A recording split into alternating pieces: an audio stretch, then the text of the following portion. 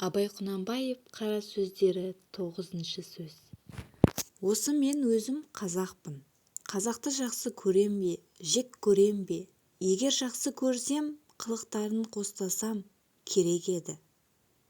Уә, әр нешік бойларынан адам жақсы көрерлік, көңілге тиянақ қыларлық бір нәрсе тапсам керек еді. Соны не үміт үзбестікке, не онысы болмаса, мұнысы бар ғой деп, көңілге қуат қылуға жаратсам керек еді. Ондайым жоқ.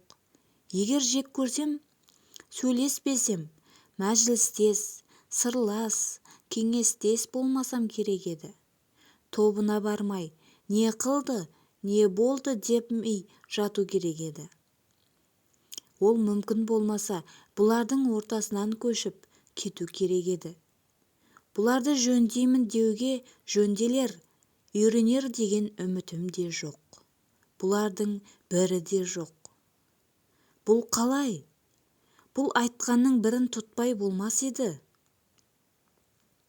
Мен өзім тірі болсам да, анық тірі де емеспін. Әншейін осылардың ызасынан ба, өзімен өзім ыза болғанымнан ба, яки бөтен бір себептен бе, еш білмеймін. Сыртым сау болса да, ішім өліп қалыпты. Ашулансам, ызалана алмаймын. Күлсем, қуана алмаймын.